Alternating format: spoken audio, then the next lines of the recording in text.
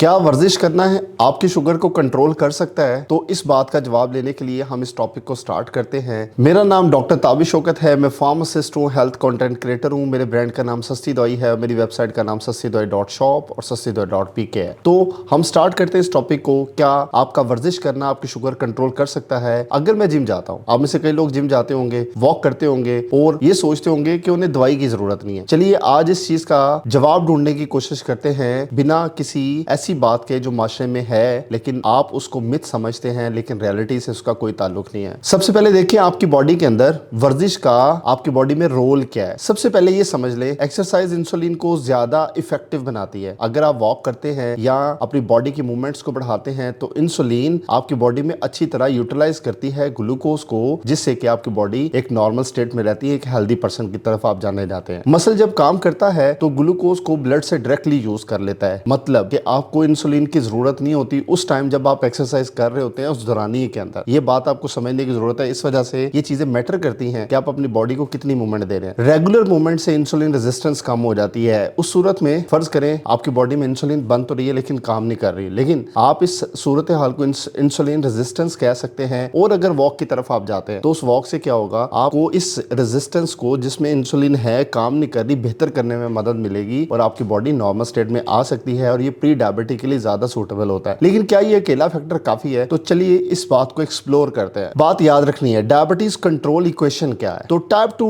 Diabetes में 4 major pillars होते हैं। वो क्या? अगर किसी बंदे की डाइट अच्छी है, एक्सरसाइज, स्ट्रेस मैनेजमेंट और स्लीप, ये 4 पिलर अगर किसी बंदे के मेंटेन है तो वो डायबिटिक स्टेट को बड़ी अच्छी तरह गुजार लेता है, उन चीजों पे अपने आप को मैनेज करता रहता है। सिर्फ एक पिलर स्ट्रॉन्ग हो और बाकी सारे कमजोर हो तो बैलेंस नहीं बनेगा। तो ये 4 पिलर को आपने हमेशा याद रखना है। इस वजह से सिर्फ एक्सरसाइज से डायबिटीज बहुत कम रिवर्स होती है, लेकिन एक्सरसाइज एक एसेंशियल पार्ट है जो कि रिवर्सल जर्नी का हिस्सा है। आपको ये देखना है कि आपको कितनी तरह की एक्सरसाइज हैं, उनका क्या असर आपकी बॉडी पे पड़ता है। तो आप देखिए टाइप ऑफ एक्सरसाइज क्या है। डायबिटीज पे असर डालने वाली जो एक्सरसाइज है उसमें एक वॉक आती है जिसे ब्रिस्क वॉक कहते हैं, पोस्ट मील शुगर वॉक कहते हैं। अच्छा, ब्रिस्क वॉक जो होती है ना, वो पोस्ट मील शुगर स्पाइक को कम करने में मदद देती है। इस तरह स्ट्रेंथ रेजिस्टेंस, यानी कि अगर आप अपना वेट उठाने की कोशिश करते हैं, अपनी बॉडी के मसल को स्ट्रेंथ एक्सरसाइज की तरफ लेके जाते हैं तो इससे मसल मैस बढ़ता है, इंसुलिन यूजेज बेहतर हो जाता है। एक वर्ड होता है जिसे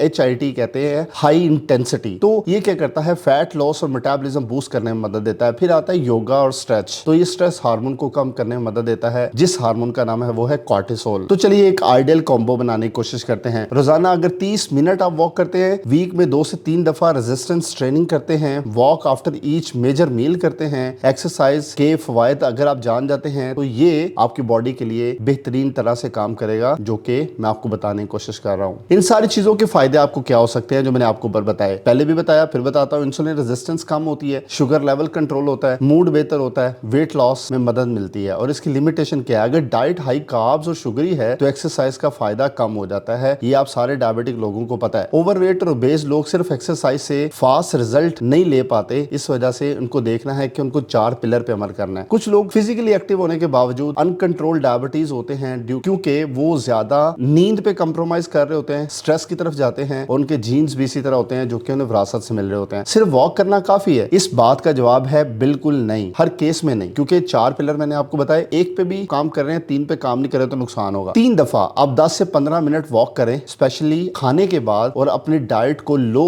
GI फूड पे ले आए, यानी कि ग्लाइसेमिक इंडेक्स, तो शुगर स्पाइक में बहुत अच्छा कंट्रोल आ सकता है। ये साइंटिफिकली प्रूवन स्ट्रेटजीज हैं जो कि मैं आपको बता रहा हूं, और इसे हम कहते हैं पोस्ट प्रेंडियल वॉक प्रोटोकॉल। तो मैं आपको एक प्रैक्टिकल स्ट्रेटजी बताता हूं। आपने क्या करना है, मॉर्निंग वॉक 10 से 20 मिनट करना स्टार्ट, लंच के बाद 10 मिनट स्लो वॉक करनी है, रात के खाने के बाद फिर 10 से 15 मिनट आप ब्रिस्क वॉक करेंगे। हर 2 दिन बाद घर में 10 से 15 मिनट स्ट्रेंथ एक्सरसाइज करेंगे या रेजिस्टेंस एक्सरसाइज करेंगे, और यूट्यूब पर आप फ्री बिगनर रेजिस्टेंस वर्कआउट भी अवेलेबल हैं, आप वो भी जाके देख के इस पे अमल कर सकते हैं। स्ट्रेस और नींद का असर क्या होता है वो देखिए। कई दफा आप एक्सरसाइज कर रहे होते हैं लेकिन स्ट्रेस और नींद ठीक काम नहीं कर रही होती, और कॉर्टिसोल हार्मोन इंसुलिन को ब्लॉक करता है, और इस वजह से आपको अच्छे रिस्पॉन्स नहीं मिल पा रहे होते। रिलैक्सेशन और डिसिप्लिन का कॉम्बिनेशन हमेशा जरूरी है आपकी इस सारी कॉम्बिनेशन के अंदर, ना कि सिर्फ वर्कआउट, फिर भी जंक फूड और नींद का कंप्रोमाइज आपको करना है। तो इसमें जो मैंने आपको ऊपर डिटेल बताई है, ये आपको ADA की गाइडलाइन, WHO की गाइडलाइन, डायरेक्ट ट्रायल जिन पे हुए हैं उनके रिसर्च पेपर से आपको बता रहा हूँ। तो आप कॉल टू एक्शन पे क्या कर सकते हैं, आप किस टाइप की एक्सरसाइज रूटीन में फॉलो करते हैं, क्या आपने कभी पोस्ट मील वॉक करना शुरू किया है, आपका तजर्बा